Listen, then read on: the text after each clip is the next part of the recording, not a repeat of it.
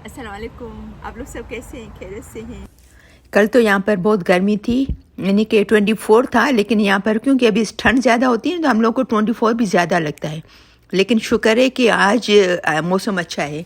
हाँ, ब्लेस्ड हैं हम लोग। यहाँ पर इतना अच्छा वेदर है, तो मैंने सोचा चलिए आज मैं आपसे भी शेयर करती हूँ थोड़ा बहुत यहाँ की लाइफ स्टाइल का, हमारे घर का थोड़ा बहुत आपको बाहर का दिखाती हूँ।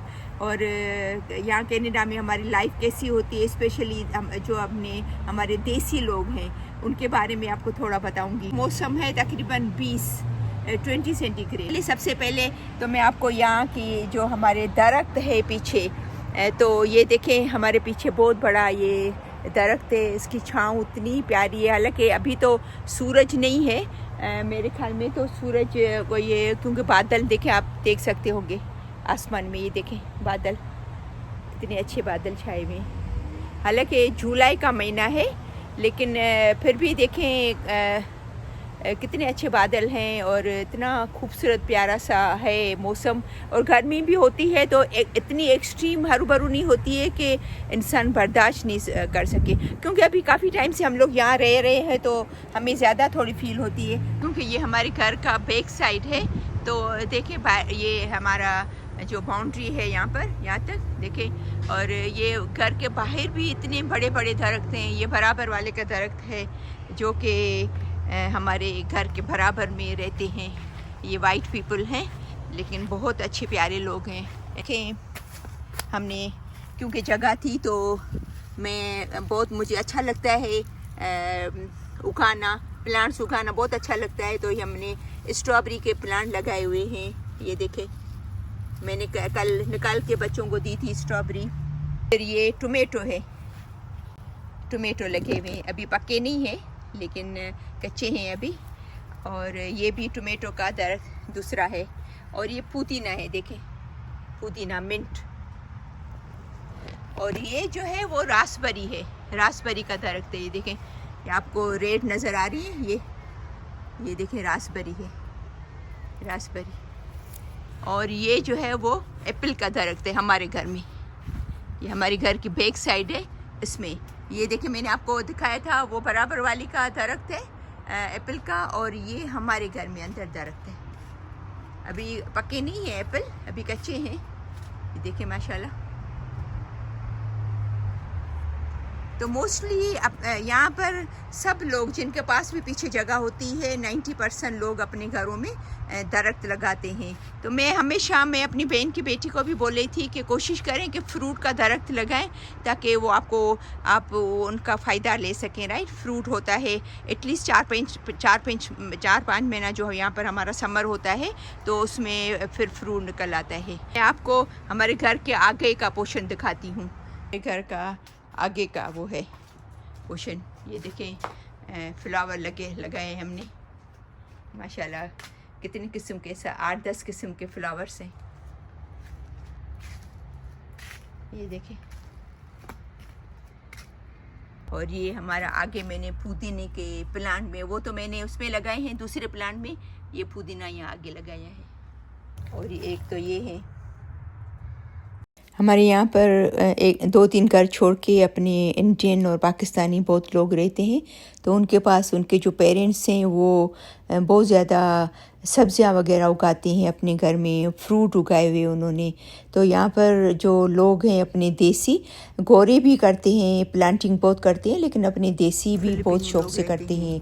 फूल वगैरह भी लगाते हैं, लेकिन सब्जियां और फ्रूट के दरख्त बहुत ज़्यादा लगाते हैं अपने घरों में। तो यहाँ पर क्योंकि इंडिया और पाकिस्तान की तरह नहीं है ना कि सब आपके सेम कल्चर के, सेम ज़बान के लोग रहते हों। यहाँ पर तो डिफरेंट कंट्रीज से डिफरेंट कल्चर के लोग रहते हैं, डिफरेंट बैकग्राउंड के लोग रहते हैं। तो फिर उनसे बहुत अच्छी बातचीत, एक दूसरे से दोस्ती होती है और अच्छे तरीके से रहते हैं सब। मोस्टली सब जो घर हैं वो ऑलमोस्ट सेम तरह के बने होते हैं। सबके घर के आगे एक बहुत प्यारा सा गार्डन, ग्रास होता है। सबके घर के आगे मोस्टली ज़्यादातर दरख्त होते हैं, पौधे लगे हुए होते हैं, ज़्यादातर ऐसा होता है। तो ये हमारे घर के नज़दीकी है जो मैं आपको दिखा रही हूँ। और यहाँ पर घरों की प्राइस जो है वो एवरेज एडमिंटन में। मैं आपको ये भी बताती चलूँ साथ में कि एडमिंटन में घरों की प्राइस क्या है एवरेज, और टोरंटो में कितनी है और वैंकूवर में कितनी है। मैं इन 3 शहरों की मैं आपको बताऊंगी फास्ट में, ताकि आपको आइडिया हो कि अगर आप कहीं से मूव होना चाह रहे हो या अगर आप अभी कनाडा आना चाह रहे हो तो आपको आइडिया हो कि देखें यहाँ पर जो है वो घर कितने महंगे होते हैं और एडमिंटन में कितने के होते हैं, कैलगरी में कितने के होते हैं, और टोरंटो और वैंकूवर में कितनी प्राइसेस होती हैं घरों की। तो रियल एस्टेट के जो प्रोफेशनल्स हैं, जो एक्सपर्ट्स हैं, उनके हिसाब से घरों की कीमत जो टोरंटो में तकरीबन 12 लाख है एक घर की।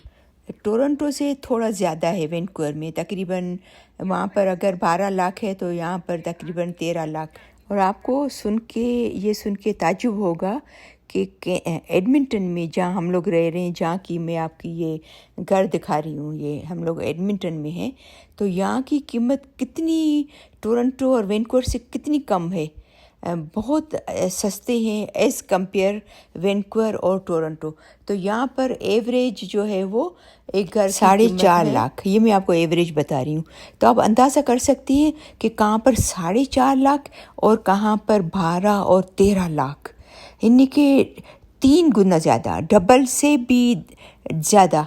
समझो कि डबल तो 8 लाख हो गए, 9 लाख हो गए, ये 13 हो तकरीबन। तो इतना फ़र्क है वहाँ पे। और ग्रोसरी वगैरह भी एज़ कम्पेयर टोरंटो और वैंकूवर से यहाँ पर सस्ती है। तो थोड़ा सा आइडिया हो जाता है कि भाई कितना फ़र्क है घरों में और ग्रोसरी वगैरह में, हर चीज़ में। और यहाँ पर मैं एक और बात आपको बताते चलूँ कि जैसे यहाँ पर 4-5 लाख के घर हैं तो वैंकूवर उधर 12-13 लाख के घर हैं। अभी ये मैं एवरेज की बात कर रही हूँ। कुछ लोग 20 लाख के भी हैं, तो कनाडा एडमिंटन में कुछ घर 7-8 लाख के भी हैं, डिपेंड करता है। ये मैं एवरेज की बात कर रही थी आपसे। तो किसी के पास भी हाथ में 7-8 लाख या 12-13 लाख नहीं होते। वो कुछ मिनिमम 5 से 10% जो है वो मिनिमम पे करना पड़ता है हमें कैश, और फिर बाकी जो है वो बैंक से लोन लेनी पड़ती है। तो ये यहाँ पर एक अच्छी बात है। वो आप बैंक आपको मेक श्योर करती है कि आपकी जॉब कैसी है, आप कितना कमा रहे हो, तो उस हिसाब से आपकी जो है वो मॉर्गेज आपकी अप्रूव होती है। ठीक है ना। तो आपको तकरीबन थोड़ा मिनिमम ढालना पड़ता है पहले। यहाँ पर ऐसा सिस्टम है कि जिनके आगे, घर के आगे जो ग्रास है, अभी ये देखें बीच में रास्ता है और ये इस घर की ग्रास है और वो इस तरफ उसकी घर की ग्रास है, तो वो ग्रास अपनी अपनी खुद काटता है।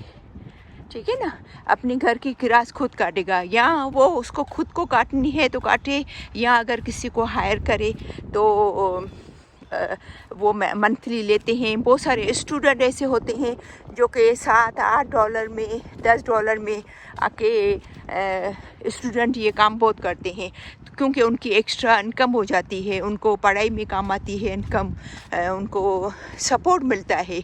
तो ये उन लोगों के लिए बहुत ही एक अच्छी अपॉर्चुनिटी होती है जो नए नए स्टूडेंट आते हैं यहाँ पर पढ़ाई के लिए, छोटी मोटी जॉब करते हैं, जो कि गवर्नमेंट की तरफ से उनको अलाउ होता है कि वो ये जॉब कर सकें 20 घंटे या 30 घंटे, मुझे आइडिया नहीं है सही तरह।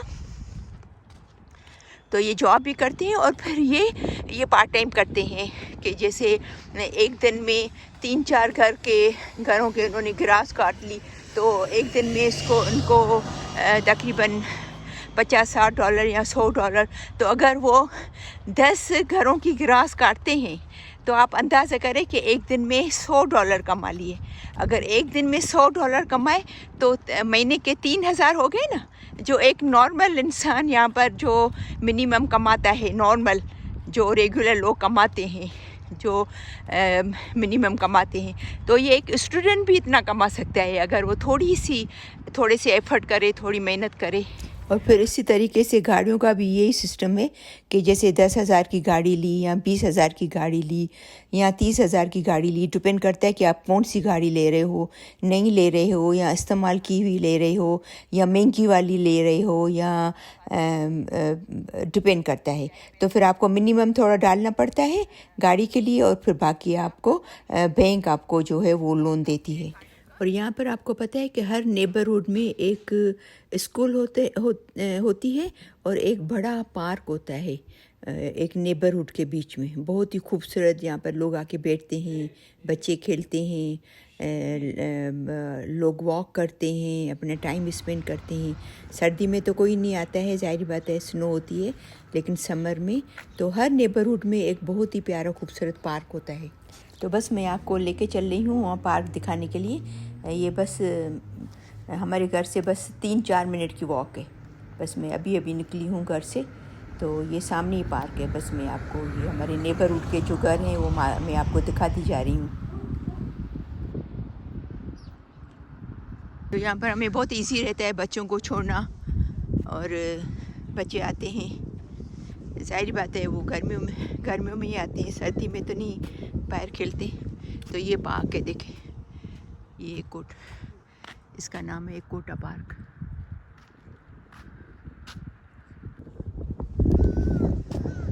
और ये बच्चों के खेलने के लिए सब लगाते हैं। तो ये आपको ये ऐसे जो पार्क है वो हर नेबरहुड में मिलेंगे, सही है ना, जहाँ जाके फैमिलीज बैठती हैं, पिकनिक मनाती हैं, बच्चे खेल रहे होते हैं, एंजॉय कर रहे होते हैं। क्योंकि आज जो मौसम है थोड़ा सा क्लाउडी है और थोड़ा सा ठंड जैसा भी है। हालांकि जुलाई का महीना है, लेकिन फिर भी कभी कभी भरोसा नहीं होता है। 2 दिन पहले बहुत गर्मी थी, बहुत का मतलब है तकरीबन 24-25 था, तो हम लोगों को वो भी बहुत गर्मी लग रही थी, क्योंकि अभी यहाँ की ठंड में रहने की आदत हो गई है।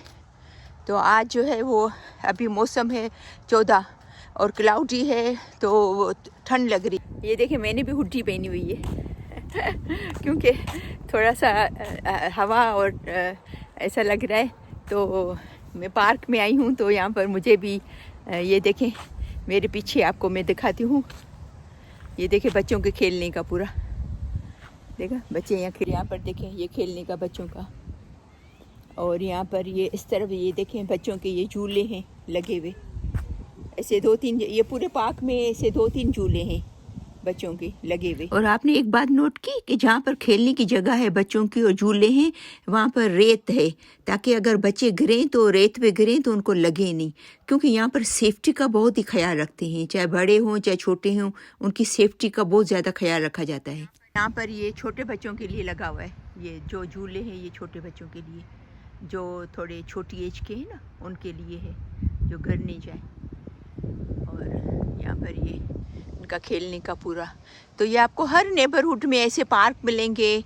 और फिर ये के पेरेंट्स बैठे होते हैं यहाँ पर, सीट्स लगी जगह जगह, ये ऐसी सीट बनी होती हैं, ऐसी सीट बनी होती हैं जहाँ पर जो है वो पेरेंट्स आके बैठते हैं, छोटे बड़े। ये बीच में देखो बैठने का है, ये देखें, समझे ना। फिर और आपको कहीं भी ज़मीन पे कचरा नज़र नहीं आएगा। देखो आप देखें, एक भी कचरा नहीं है, क्योंकि हर जगह जो कचरा डालने के ये बने हुए, वहाँ पर लोग कचरा डालते हैं। कोई भी ऐसे ज़मीन पे नहीं फेंकता है कचरा यहाँ पर। वहाँ पर हम लोग पाकिस्तान में खुद भी हम ख्याल नहीं करते, जो हम आवाम हैं वो भी ख्याल नहीं करते भी कचरा नहीं फेंकना चाहिए ज़मीन पे, समझे ना। तो ये सब चीज़ें हैं जो है वो कनाडा के बारे में। और इसके अलावा मुझे आपको ये बताना था कि यहाँ का जो स्कूल है, यहाँ की स्कूल है बच्चों की, वो भी फ्री है। तो और फिर मेडिकल जो है, डॉक्टर्स वगैरह और ये सब, वो भी फ्री है। तो यहाँ पर जो 6,000 कमा रहा है डॉलर, $5,000 कमा रहा है, या कोई $4,000 कमा रहा है, तो वो भी खुश है। और अगर कोई $3,000 कमा रहा है तो वो भी खुश है, क्योंकि एटलीस्ट उसको ये फ़िक्र नहीं है कि मेरे बच्चों की स्कूल की फ़ीस कहाँ से आएगी, या बच्चों का जो है वो मेडिकल कहाँ से आएगा, डॉक्टर को कैसे देखेंगे। और सबसे अच्छी बात मैं आपको ये बताऊं कि यहाँ पर गवर्नमेंट जो है वो बच्चों को हेल्प करती है। बच्चों को जो है वो मिलते हैं महीने में पैसे, गवर्नमेंट बंधे हुए पैसे, जिनके बच्चे हैं 18 साल की उम्र के नीचे, तो जिनके बच्चे 18 ईयर्स से छोटे हैं उनको गवर्नमेंट भी हेल्प करती है। तो ये भी बहुत एक हेल्प मिल जाती है फैमिलीज़ को जिनकी मिनिमम पे होती है। तो और फिर तो ये यहाँ का बहुत एक अच्छा सिस्टम है कनाडा का। क्योंकि मुझसे सब काफ़ी लोग पूछते रहते हैं कि आप कुछ बताया करें कनाडा के बारे में, कनाडा की रहना सहने के बारे में, कुछ चीज़ें छोटी छोटी बताया करें। तो मैंने सोचा चलो आज आपको ये थोड़ा सा मौसम का और थोड़ा सा यहाँ का ये बताती हूँ। तो मुझे उम्मीद है कि आपको ये पसंद आई होगी वीडियो। उसको प्लीज़ ज़रूर लाइक कीजिएगा, शेयर कीजिएगा और ज़रूर कमेंट में लिखा करें कि आपको ये वीडियो कैसी लगी। ठीक है, ओके, अल्लाह हाफ़िज़।